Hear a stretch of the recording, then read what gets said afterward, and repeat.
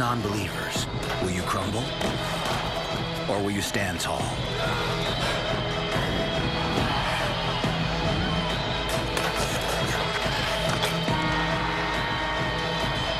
Ask yourself this. What will become of that moment you've worked your whole life for? Live the journey. Eurosport, home of the Olympics.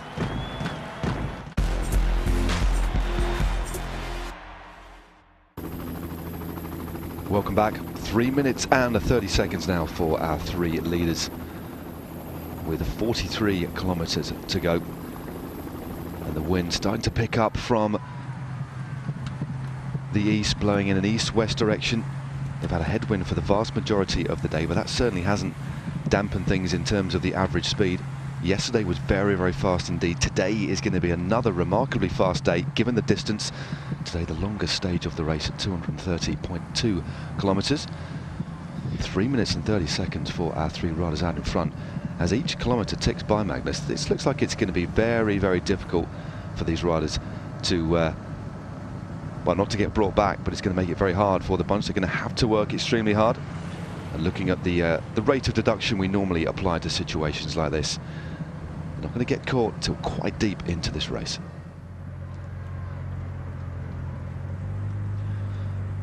Well, there is the yellow jersey, the winner of the stage yesterday, John Adabasturi of Spain, Team Yukio, sitting quite a long way back in the peloton, starting to move up a little bit now. Yeah, I think it needs to move up at this point in time as well, because the peloton is stringing out, and every so often we see them sort of go towards the one side of the road and sort of end up in a bit more in the gutter, and it just goes to show there's a bit of crosswind at certain points in time. And when you got a team clearly quite committed, like the Villa Tristina team, all they need is for that section of road for 3-4 kilometers where the wind is really quite hitting them straight from the side, and that can mean that they just up the pace a fraction and it splits off the whole peloton. And if you're on the receiving end of that and you get caught behind a split, that's a lot of hard work to even try and get back into the bike race again. So I'm surprised that it's sitting so far back in the peloton. I would certainly sit maybe 20th wheel or something like this, where you're just in that slightly bigger pack, so you get a bit more shelter. Sometimes sitting right behind your team when they're riding is not necessarily the best place for a sprinter to sit, and that's why you see a lot of the time the sprinter teams actually have got their whole team lined out, and then the sprinter is nowhere to be seen until 10, 15, maybe 20 kilometers to go. That's when they start making their way forward a bit. It's that you actually get a lot more shelter when you embedded into the bunch itself. So, but I think what our race leader here is doing right now is taking that to the extreme.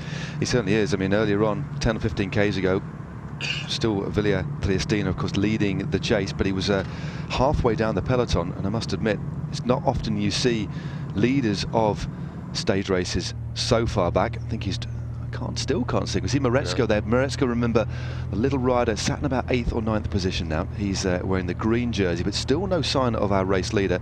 But as you say, Magnus, just looking at the shape of the peloton, we know the wind direction. As a director sportif, if I was looking at these pictures, I'll be asking, you know, John Adabasturi to start moving up just a little bit. Not only will he's going to make it hard work for himself, if he drops that far back, his teammates won't catch sight of him. But look at that, encrusted salt on the back of one of his teammates. I think an illustration of how warm today is and how hard these riders are working.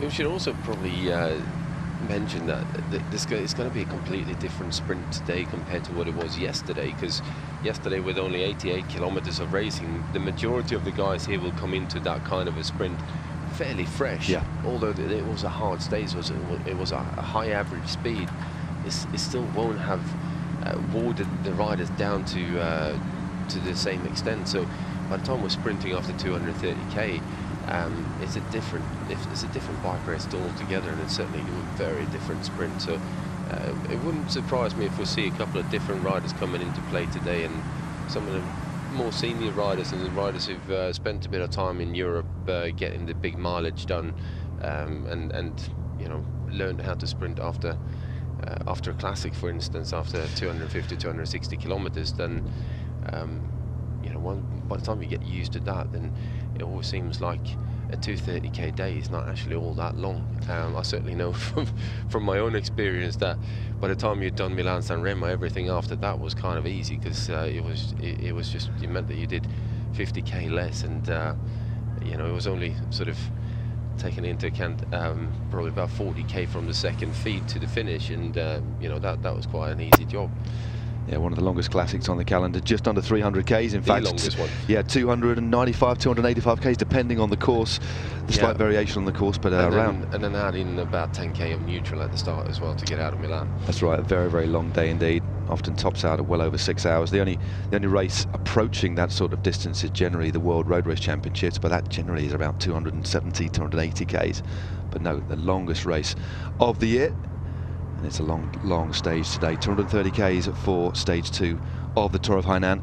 And look at that lead. I wouldn't say it's troubling me, Magnus, but 3 minutes and 36 seconds. Looking at the shape of the bunch, looking at the work rate being put in by two very strong teams. The Japanese squad of Team Yukio, working on behalf of their team leader Jon Adabasturi, yesterday's winner. This is a very interesting situation on the road. Under 40 kilometers to go, 3 minutes and 36. Things are looking good for our breakaway at the moment, if that lead is what it says on the screen. Yeah, I'm starting to doubt that GPS just a little bit. Looking at how hard the guys are working in the back there, they should be breaking into that lead and starting to bring these guys back. So yeah, but I think we need to look at that lead with a little bit of caution, because again, it doesn't seem to again, if it's right, it's right, but just looking at the way the bunch are moving, looking at the effort being put in by the two big teams on the front, ordinarily the break in front, although they're clearly working extremely hard, they wouldn't be moving away from a bunch going at this speed. And just looking at the cadence of these riders, looking at the gears they're on, they're right at the top of the blocks, or 14, 13, 12 sprocket. They're moving easily at 50 k's an hour here. Yeah, they definitely are, and you can see the riders on the front as well, how much effort they're putting into the bike, and like you say, that they definitely should be bringing the brake back. Well, time will tell. 38 kilometers to go now. Soon they'll be able to, or they'll be entering the outskirts of the city of Haikou. Haikou, a very, very big city indeed. As I said, the most populated city in Hainan. They'll be finishing just outside the sports stadium. And that's the shot of one of the protagonists from yesterday. That was Joseph Cooper, resting his legs a little bit in that line. Some of the Delco Marseille riders of the French squad.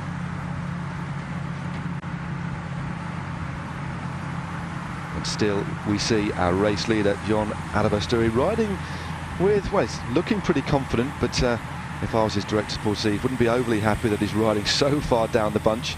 All it needs is for a bit of a break in the trees, Magnus, a bit of an exposed section, and that peloton could be torn apart. And it's still saying 3 minutes and 36 seconds. Yeah, I'm believing that one less and less, and certainly when you see these guys and the caliber of the riders on the front as well, putting as much effort into their riding as they are, they should be starting to bring them back, surely. Well, stranger things have happened. Stranger things have happened. I'm just thinking back to some stages. Well, many races, in fact, we normally see. Well, I think somebody has pulled the pin from the breakaway. That is number 112. That's Rick van Breda. Yeah. The least experienced, I think it's fair to say. Bit of cramp. Yeah. He was pulling a few faces earlier on, not looking particularly happy, but finally the elastic has snapped. Yeah, that's really. The hamstring is not nice. There's nothing you can do about it, really. You need to get fluids down here, do a few stretches. You can ride through it, but you cannot apply the same sort of power of the riders in front. So it's a game over, sadly, for Rick van Breda. Yeah, it's just one of those things when you're sitting in a breakaway like he has been, and you're turning over quite a big gear. If it's a fast day and fairly flat roads like it is here, it's very easy to end up getting cramping, certainly in your hamstring. If you're sitting in a good way on your bike, it's one of the biggest muscles that you use when you're pedaling is your hamstring and your glute muscles, and certainly the time trialing, which these guys effectively are, team time trialing as they are. It's a 2-up time trial now. Yeah, it's been a 2-up time trial now.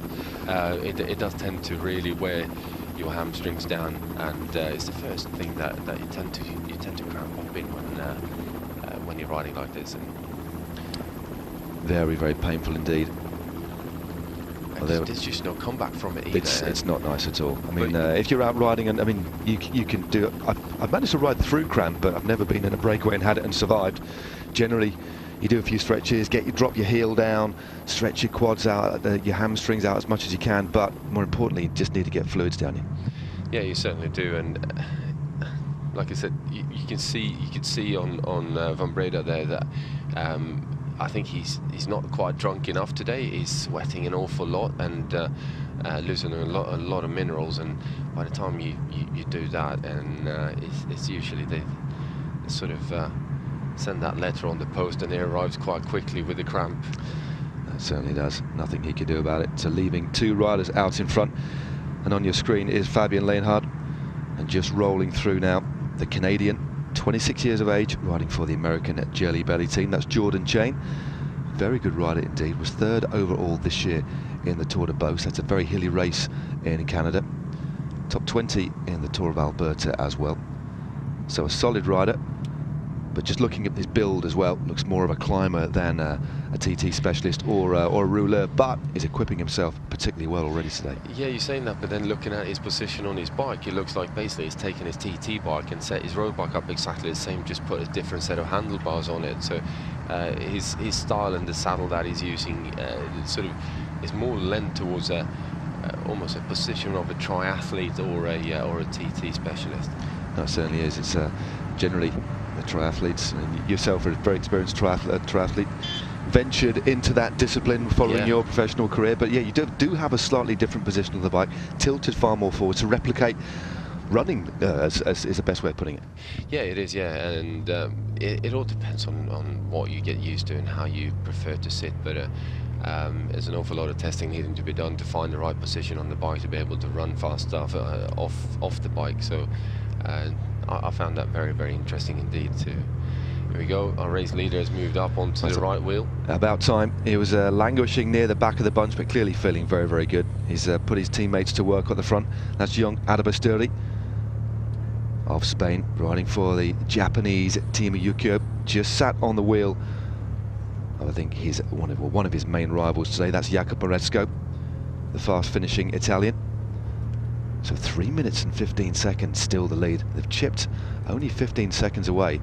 We're approaching the 30 kilometers to go mark, and that still is a quite remarkable lead, but I think definitely the strongest rider is still out in front. Jordan Chain swapping turns with Fabian Leonhard, a rider who's previously finished in the top 10 in the World Road Championships at under 23 level. He's been a stagiaire for the World Tour BMC team.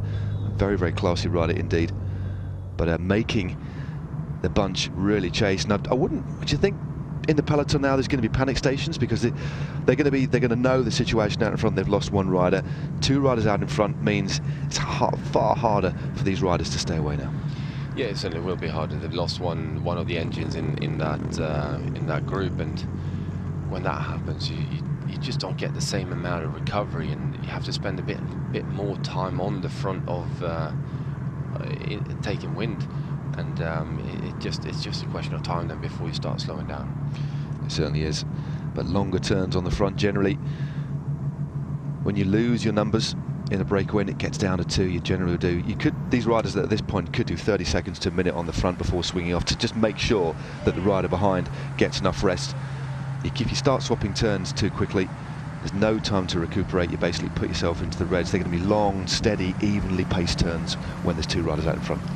Yeah, you have to increase the workload on the front by quite a bit, and you usually need somewhere about 45 seconds to a minute on the back of the rider in front of you, just to sort of settle down and recover, though, get the heart rate down a couple of beats, and before you're ready to go again. So yeah, it does increase the workload quite dramatically.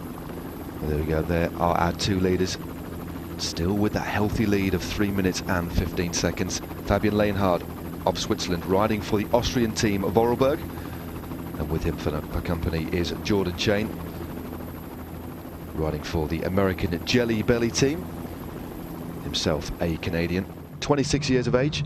Both of these riders sit at only 10 seconds. And before we head into the finish, it's just worth going through the intermediate hotspot sprints today. There were 3 out on the course. The first one just under 26 kilometres into the stage, and at that point the bunch was all together. That was taken by Konekenko of the Cole cycling team. We had Martin Lass of the Delco Marseille Provence team in second, and then Jakob Moretsko picked up a time bonus. He was third. And then we had the main breakaway of the day that established a lead, maxed out at about 6 minutes, and that meant that that breakaway mopped up the next two intermediate sprints. The next came at 97.9 k's. That was won by Vitaly Butz, the leader of the King of the Mountains classification. In its second position was Benjamin Hill from Attack Team Gusto, and then in the third place we had Guntong Ma of the Hengchuang cycling team. And then the third and final intermediate sprint, it was the same order: Butz, Hill and Ma. And there is the rider. I hope he's got through that cramp there. He's had plenty of opportunities to do a few stretches, but looking at the gap, I think the time's right. I think 3 minutes and 20 seconds, the time it's taken for him to get back, that is a very, very healthy lead. You know, I doffed my cap. I didn't quite believe that they held such a healthy lead, but it is there. 3 minutes and 20 seconds. Do you know what? These riders are going to be very, very hard to catch. I think they will be, and I think that's why I was in the Coles team coming up onto the front as well, and starting to help out. Moretsko starting to get ready there, putting his gloves on. There we go.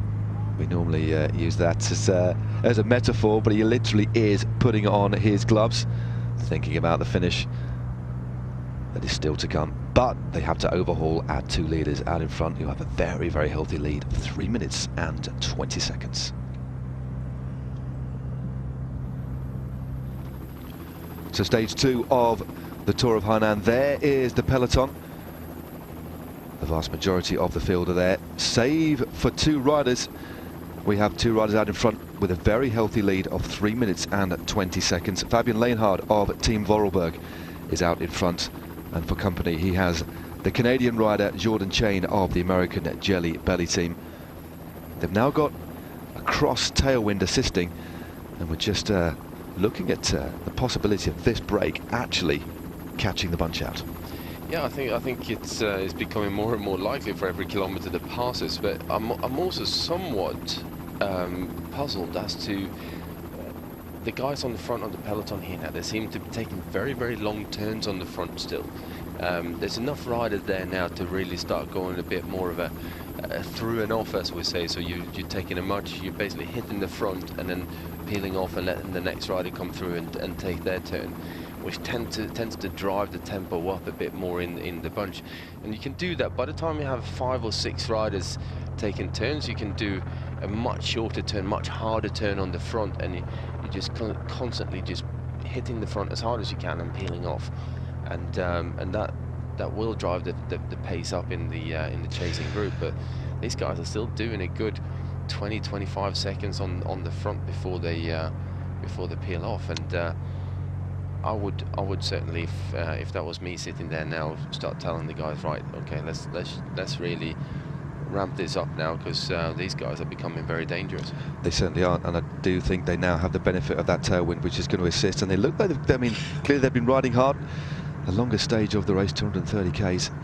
The pain is really going to start flowing through those legs. But no, interestingly, when you do see teams, it's interesting you talk about the way the peloton moves at speed, but when you get riders swapping a lot more frequently, you get that extra injection of pace. It pumps things up a couple of kilometres an hour, but they are doing longer turns. But you wonder, because of the composition of this field, got no World Tour teams here, although we must say that the Villa Triestina team are a very experienced team. They've won at the highest kind of level. They've won stages in Grand Tours in the past. They know what they're doing, but the teams that are working with them, not quite as experienced, not quite as strong.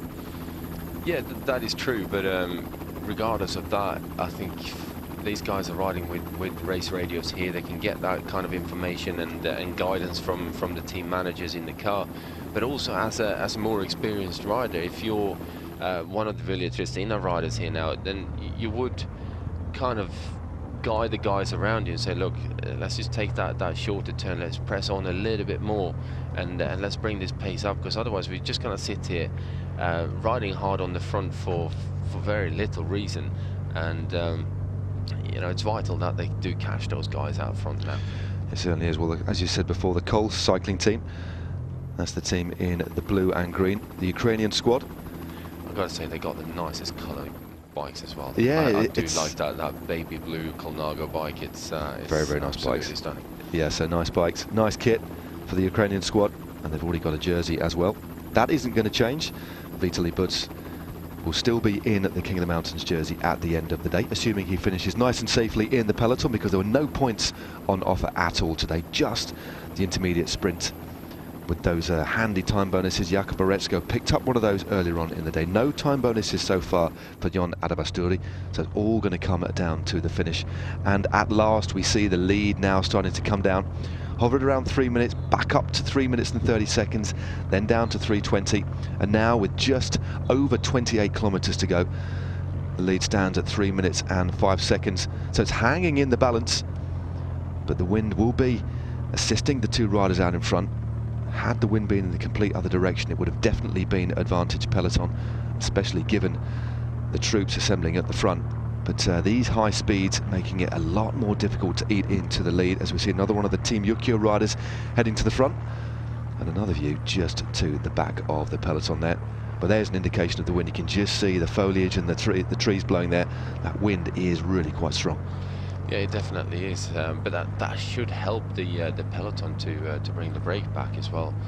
Although if it is that bit of a sort of tail crosswind or tailwind, then it becomes easier for the brake to keep that pace up. As we got Marc Demar with his custom painted helmet in the picture. Yeah, Marc Demar, one of the, we were talking about him yesterday. We were just going through the riders in this field. It really is a mixed bag. So many different nations represented, but many European riders riding for Asian teams. So Marc Demar now plying his trade for the Chinese team, the Shenyang cycling team, and a former winner of a stage in the Tour of Britain. So a real journeyman professional cyclist. Yeah, I actually used to ride for Caraco as well back in the day. He was Caracan national champion a couple of times, both in road race and time trial in 2011 and 12.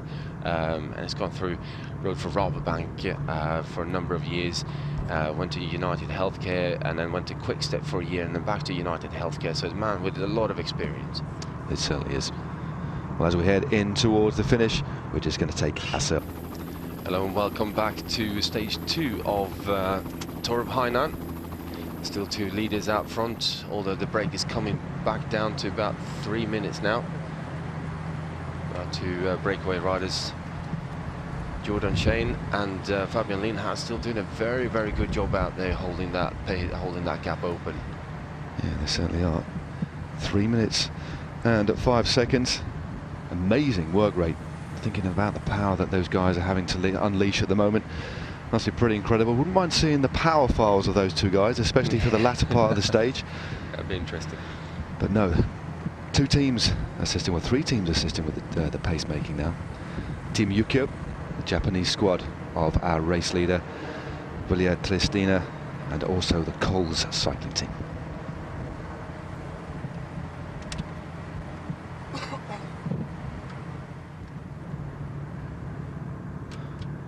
Well, there are our two leaders out in front, still holding a very healthy lead with just under 25 kilometers to go of stage 2 of the Tour of Hainan.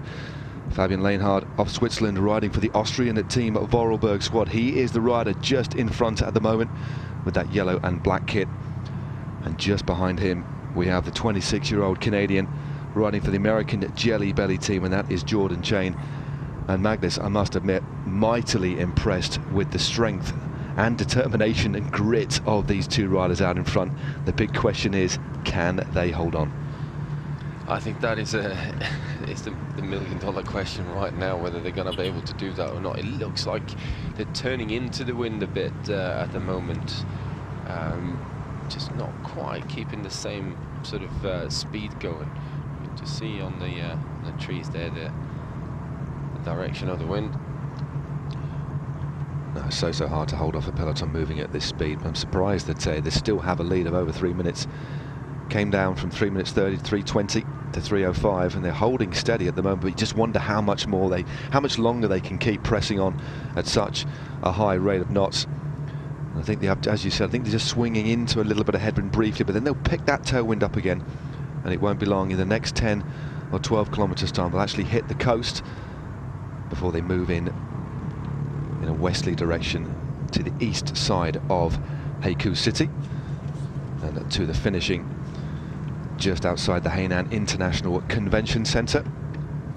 Still a fair bit of riding still to go, just under 24 kilometres, and two very, very different styles on the bike we're seeing there, Magnus. Yeah, very different indeed. I think Jordan Shane has positioned himself on his bike in more like a time trial rider, and sitting very far over the centre of the bottom bracket.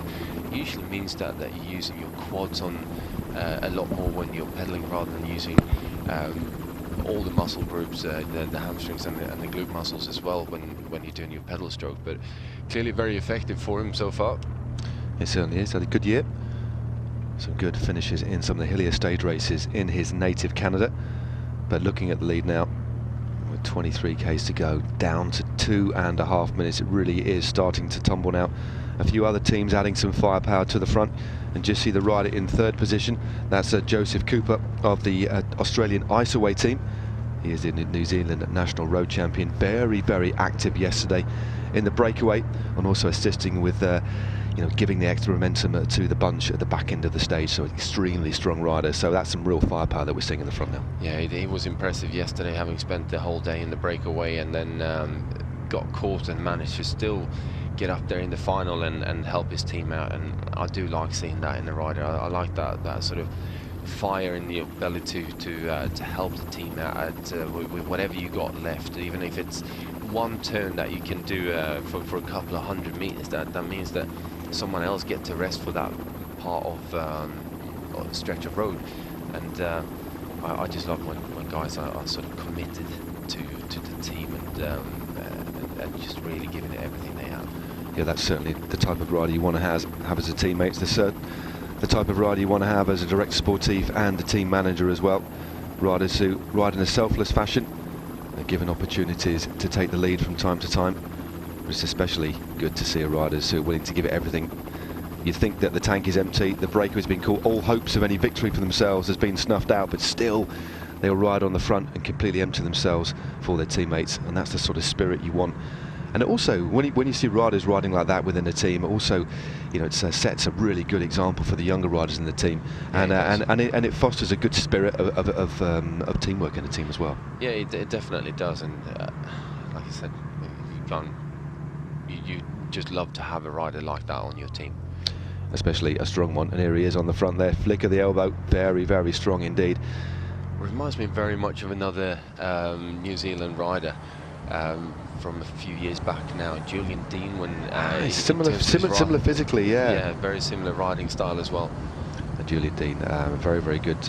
Well, he was very quick at the finish. Was a good lead-out rider as well, wasn't he, Julian Dean? He was able to do just about everything, and I had the pleasure of riding with Julian on for a couple of years, and he's certainly a very, very fast finisher. But we worked very well together, I think, in terms of the lead-outs, and Julian is usually on my wheel doing the final couple of 100 meters for the sprinter, or sprinting himself.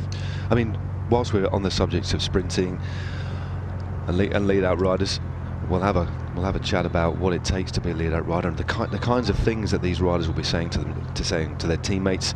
So important that they keep communicating. We'll have a little word in just a few moments' time as we see our race leader, John Arabasturi. Will he make it 2 out of 2?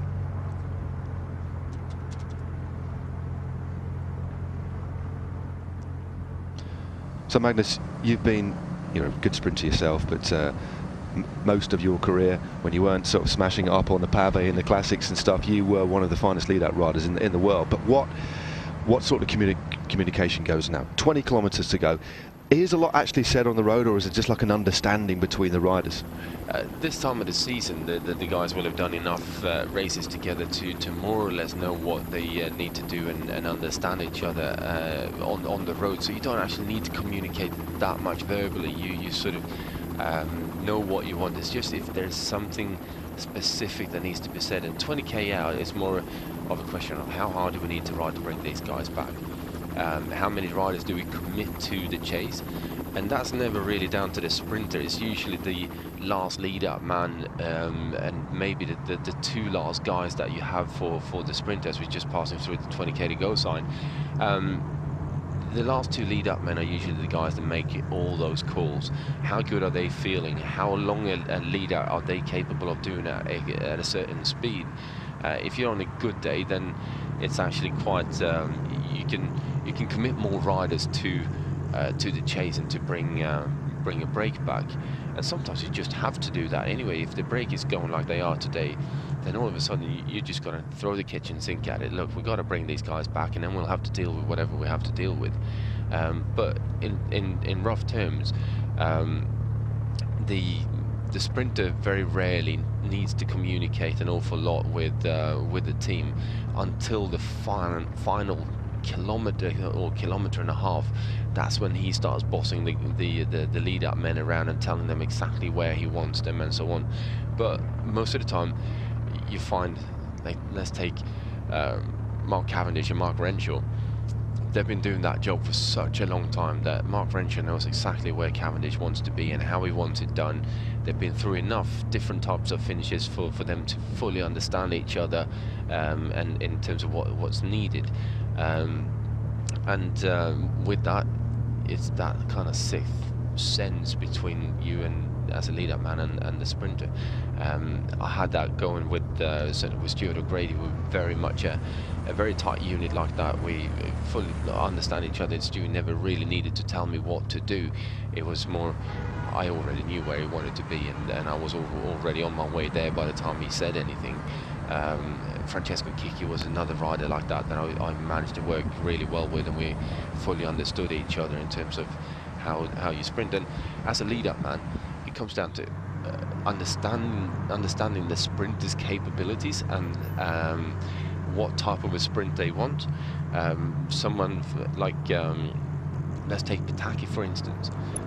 He never really wanted the final lead-up man to be going that fast. It was just having someone there to shelter him from the wind for another couple of 100 meters. The big turn was done by the second last man, and at that point it was so fast that everyone was on their limits in the wheels.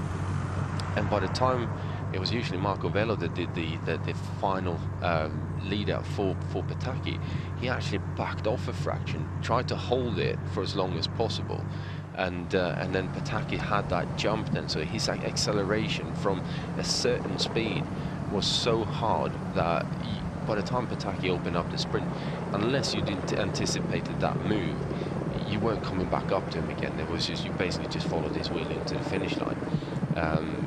Someone like Mario Cipollini, for instance, he needed a super fast final lead-up man because he needed to be at full flight. They needed to be at max speed already by the time he basically hit the wind. So yeah, it's very much a question of just understanding each other and understanding the limitations of each other as riders. Yeah, it's fostering trust as well, and that's why it takes time, especially when you get new riders into teams, to actually get a lead out train dialed. You see teams talking about we didn't quite get the lead out right.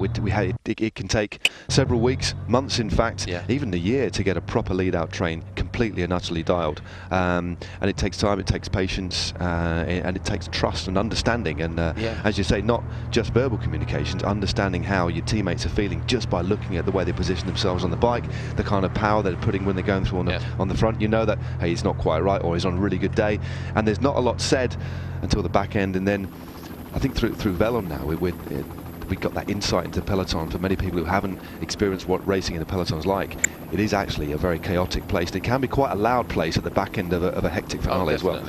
And it depends on how the sprint is as well. If you come in you know, a drag race between 4 or 5 different teams that are wanting to come into the final corner first, and it's very much a loud place because the sprinter starts panicking a bit and he wants you to go, but you kind of feel that you have to wait a bit. Saw that go wrong yesterday for Mareczko. If it'd been a bit more verbal, maybe it would have got Zupa to go that bit earlier. Who knows whether that would have worked out right either. But you were saying about finding that trust and understanding how to infiltrate a lead-out team if you come in as a new rider on the team. When I signed for GAN back in long time ago now, I was told that they already had a very strong lead-out team with Eros Poli, Hank Vogels, Stuart O'Grady was at that time leading out as well for Frederick Moncassin. But I was actually told for the first month and a half that I wasn't allowed to be part of the train itself.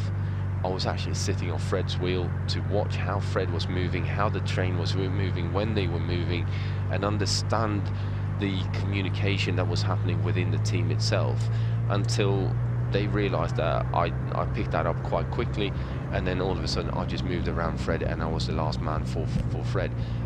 He liked the fact that I was, you know, obviously quite a big guy, a lot of shelter, but also Fred liked to go through the bunch rather than following a team around the outside and go the sort of calm way. It just got him fired up when he went straight through the bunch and sort of picking his way through. So it was my job. Oh, there we go, 60k an hour. It was very much up to... It's like threading a needle, basically, isn't it? You know, and that was my job to take him through that. Sure. And it was obviously slightly easier for him. By the time I punched a hole between two riders, he managed to slip through before they realised what had happened. And yeah, it was certainly a very interesting time. It is fascinating now, the science of bunch sprints and what goes into it. And of course, you have so many teams with one agenda, and that is to try and win the race. So many teams vying for position. That's why we see such high speeds at the back end of these races. But here we are coming into the finish very, very soon of stage 2 of the Tour of Hainan. Just over 15 kilometers still to go. Our breakaway still holding on by their fingernails. Just around a minute and a half now for Fabian Leinhard of Team Vorarlberg and Jordan Chain of Jelly Belly. Definite doff of the cap to those riders, whatever happens today.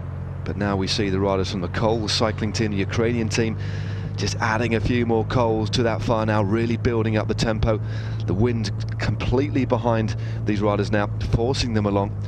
We just saw the moto speed hovering at around 60, 62 kilometers an hour, so just over 40 miles an hour. Big speeds here. Can these two riders out in front hold on? It's going to be very, very difficult indeed, but no more obstacles, no climbs, and a relatively straight run into the line. And as you said, Magnus, completely different to yesterday. We had that series of bends going into the finish, that big right-hander that we saw. Moretsko got it wrong. Bardiani were the team that bombed it at the finish, but a completely different proposition, a long straight run into the line today. Yeah, and that creates this new set of problems for the riders, because it's very easy to go too early when you can actually see the finish line about 1.5 kilometers out. It's so difficult to keep you cool and keep the firepower back, waiting for that moment to strike. But yeah, it's going to be an interesting one.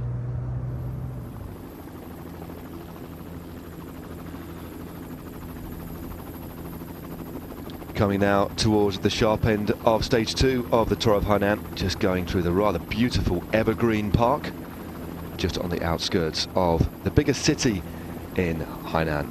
Haikou started today at a more southerly point in the island from Wanning Jinglong, and this is the longest stage of the race, 230.2 kilometers, and we're heading into the last 10 kilometers very, very shortly. We had a big break of 5 riders that established a lead of around 6 minutes earlier on, took all the intermediate time bonuses as well. No King of the Mountains points on offer today, but now the race came back together with about 85 kilometers still to race. 3 riders went clear: Rick van Breda, Fabian Leinhard and Jordan Chain.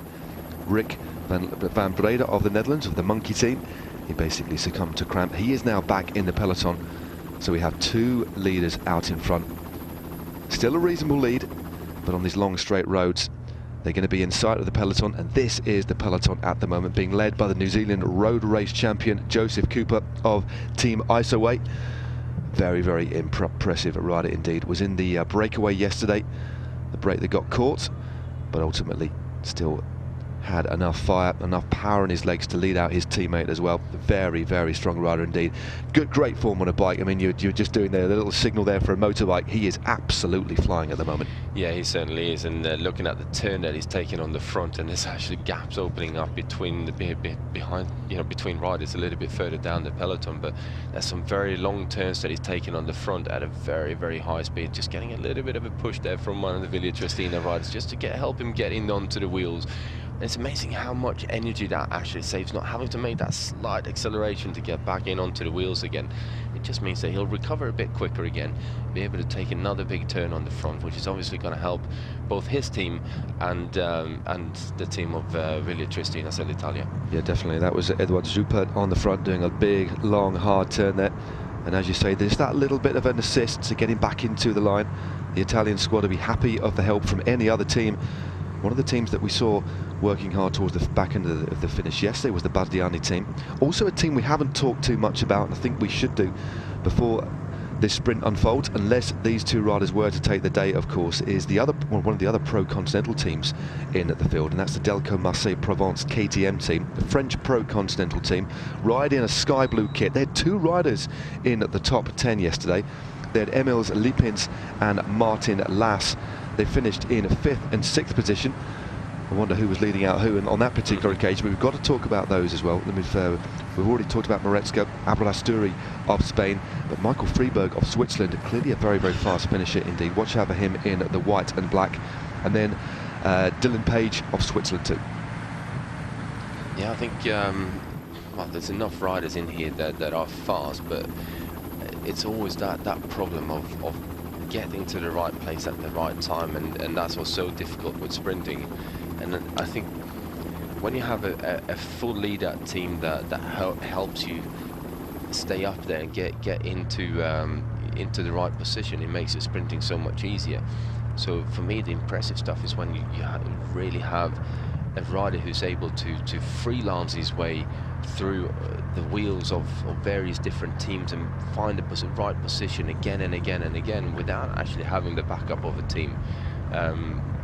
And sometimes we see actually a sprinter who might not have the right lead-out train, but they've got one rider who's a strong guy, like maybe the man in the picture here, would be able to take his sprinter. By the time the pace is picked up and the bunch is stringing out, take the sprinter up to the front with maybe just around about 1 kilometer or so to go, drop him off on the right wheels, and that's their work done.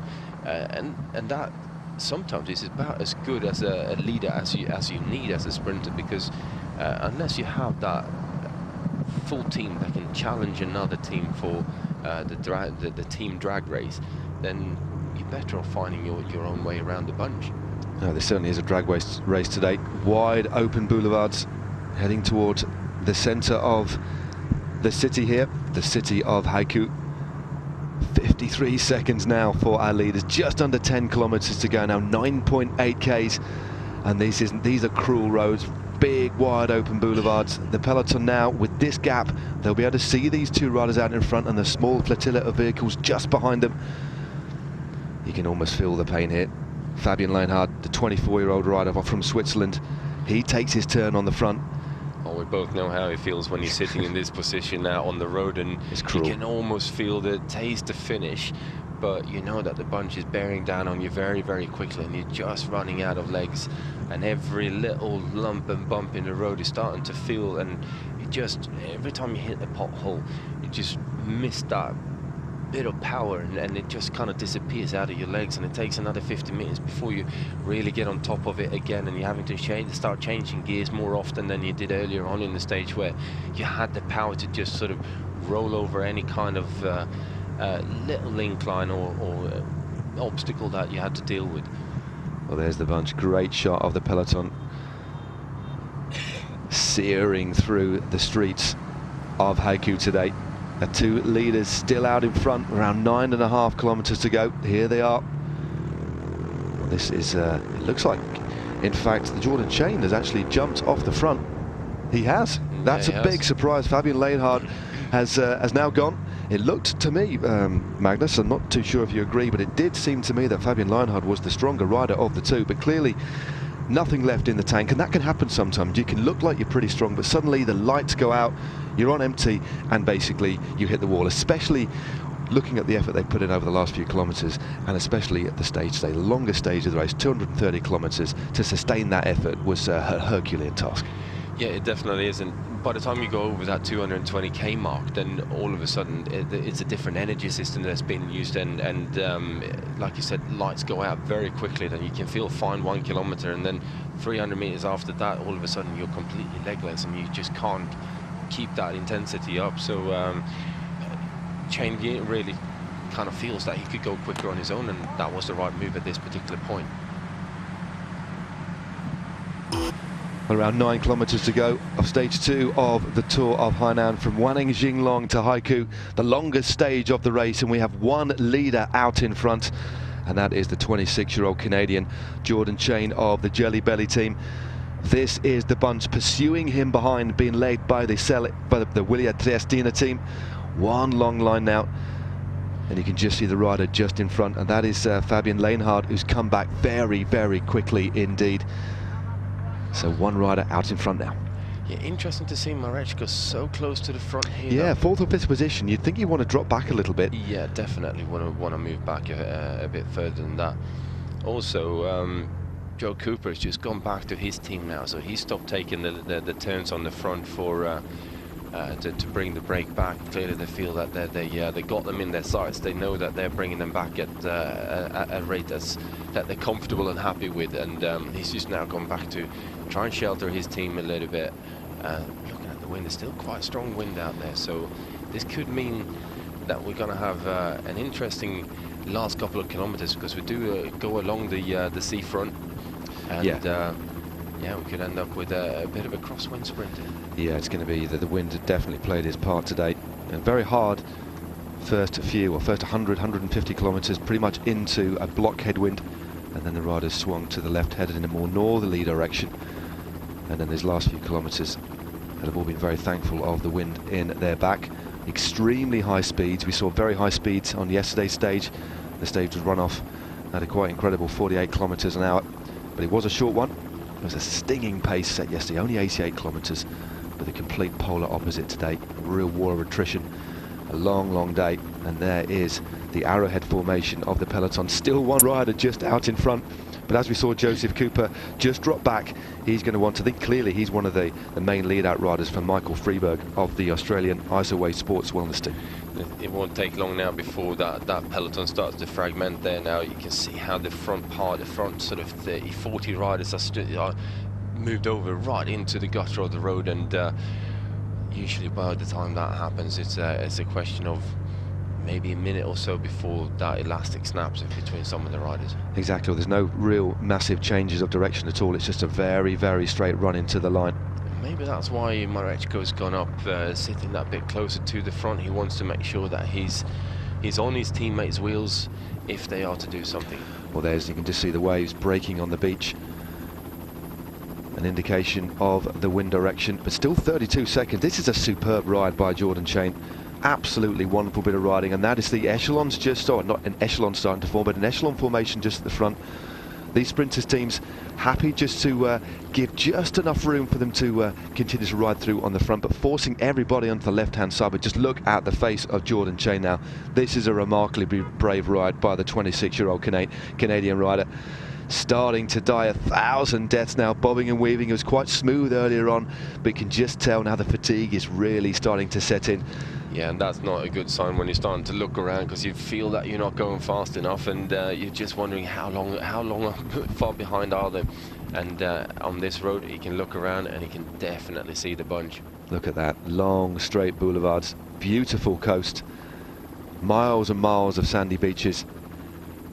And there is your solo rider out in front with just over 5 kilometers to go. You can almost see the finish. This straight is so long, but there is the bunch behind, slowly but surely eating into that lead. And you can just tell this is the Delco Marseille team now in the blue, moving up the outside. We talked about the fact that they've got two very strong sprinters. There's the blocking of the Bardiani CFF team as well. This is the first time since yesterday that we've seen real colour blocking. All of the teams now rallying around their sprinters. Yeah, they're all starting to move towards the front, and Delco Marseille certainly looking very, very good in formation there. And as you said, CSF Bardiani, they're in there as well. Just blocked in a little bit at the moment, but no doubt there's enough kilometers left on the road to be able to find a way out into the wind. As I say, nothing to speak of in terms of technical difficulties. Yesterday we had several turns on the run into the line. This is a long, straight affair. So 4.4 kilometres to go now. When they hit the 3 kilometre mark, the road just continues to go straight, straight, straight. There's no, look at that. That is an abject illustration of agony, bobbing and weaving now. 4 kilometres to go. You can almost see the curvature of the earth there. You can. It's almost like they're riding on a runway at the moment. But a very, very brave ride by Jordan Chain of the Jelly Belly team. Went clear with around 85 kilometres to go. He had Fabian Leinhard for company. He went back about 3 or 4 kilometres ago.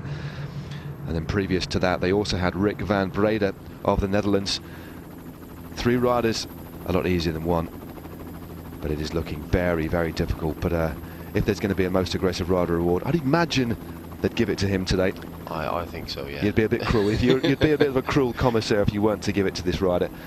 But it looks like the bunch is fairly reduced there. I think a lot of the riders have suffered in the wind and got detached. But our leading team still keeping it to the left-hand side. That they'll know exactly the nature of this finish. So given the sort of finish that we've got today, 3.4 kilometres to go, Magnus. No left or right turns, 1 straight road. How would you approach this if you're looking to, I mean, it's all about strength, keeping your speed up, but timing, we talk about timing going into the last corner is absolutely vital. It's a different sort of timing that you need with a tailwind finish in 1 straight long line.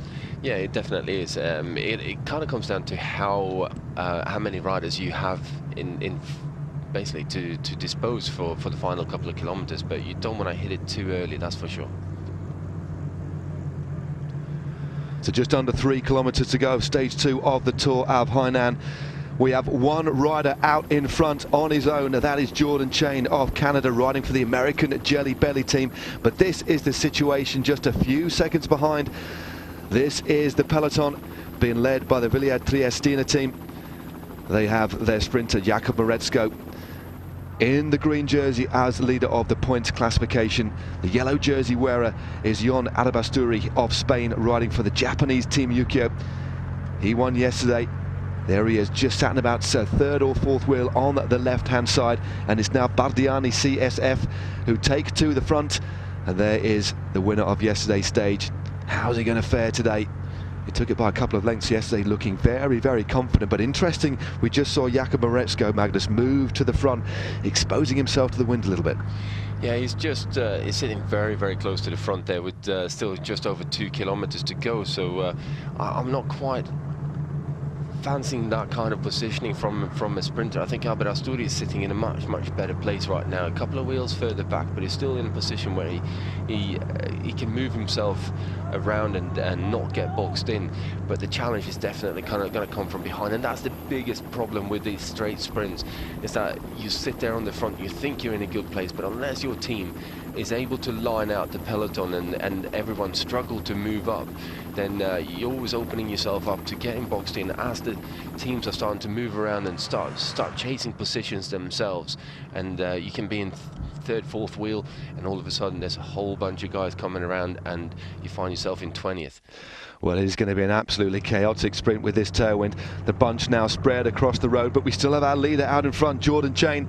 The gap is foreshortened here. We can just see Cooper now, the New Zealand road champion, adding firepower to the front. It won't be long before our solo rider, Jordan Chain, goes under the Flamme Rouge, indicating 1 kilometre to go.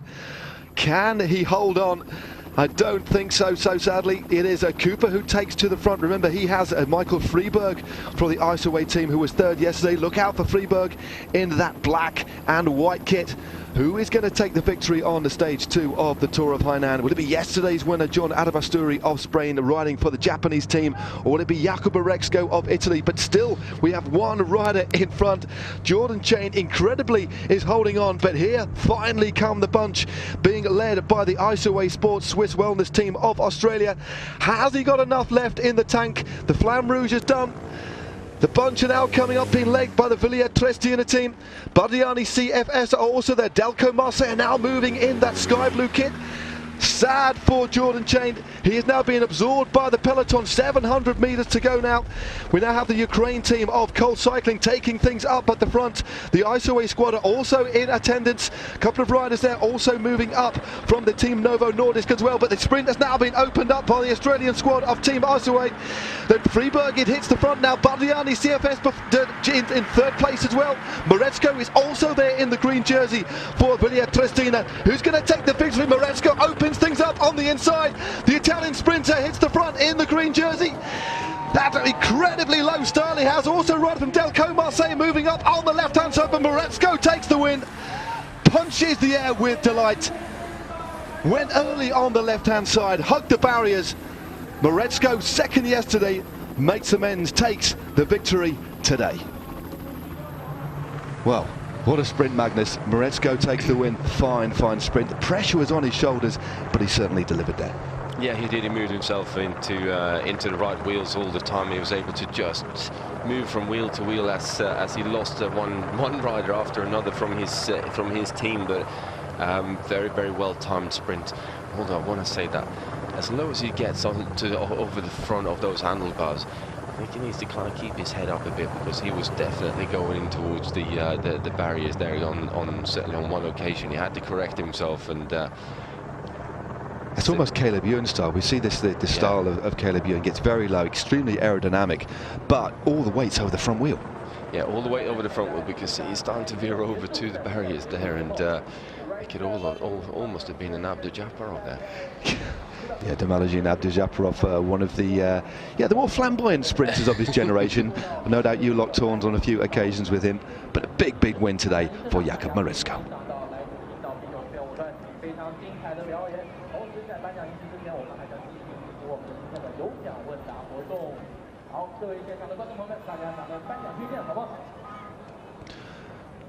So Jakub Moretsko on your screen there in the green jersey. If my calculations are correct, he'll be moving into the yellow jersey. He took 1 second of one of the intermediate time bonuses earlier on in the day. He'll get 10 seconds time bonus for the win. But importantly, John Adabasturi didn't look like he scored any points. Certainly didn't see him in the top 10 there, Magnus. So it looks like, as well as taking the stage, Jakub Moretsko will take the yellow jersey of lead as well. But some great riding. I mean, that was a tough day out. They had to control the peloton for that first early move. Then they had to bring back that next very dangerous group of riders. And Jordan Chain caught with 700 meters to go. And here again, here's the final sprint. Yeah, Moretsko launches his sprint very early on, and he manages to hold off by almost a bike length, but challenged by the Delco Marseille rider, and I think Moretsko needed that one. Adabasturi there, I think, is round about top 10. Yeah, so he will drop away from the lead. So congratulations from the teammates of Jakub Moretsko there. Luca Raggio, Giuseppe Fonzi, Jacopo Mosca, Alex Turin, Ilya Koshevoy and Ugo Jupa, all the riders that contributed to that win today. And that's the important thing to mention. You talked a lot about the sprint trains, about how they get dialed, how they deliver their sprinters to the finish line. But there's a lot of work that's done earlier on by these riders to make sure the breakaway doesn't obviously take the day. Yeah, and today I think Villa Triestina and Italia there had to do a lot of work, and they committed everything too, because they kind of knew that by the time they got to that final kilometre or so, that Moretsko has the ability to move himself around the bunch and pick the right wheels himself. There's always a little bit of a risk in that, but I think he did it very well today, and perfectly timed sprint, and certainly very fast he is when he's on good form. Yeah, it opened things up, delivered perfectly by his team, but looks absolutely delighted. We talked about the fact that he wasn't taking any chances at all, and there is the confirmation of the result. Jakub Moretsko of Italy takes the win. Martin Lass of Delco Marseille in the second place, and a wonderful ride there by Dylan Page of the Swiss national team in third. Nadon was also there, so some good packing again by the Delco Marseille team. I think they managed to get 3 riders in the top 10. Michael Freeberg, yesterday's third place, in 10th place for the Australian Isoway team. Simone Zanotti, also riders to the fore in that sprint.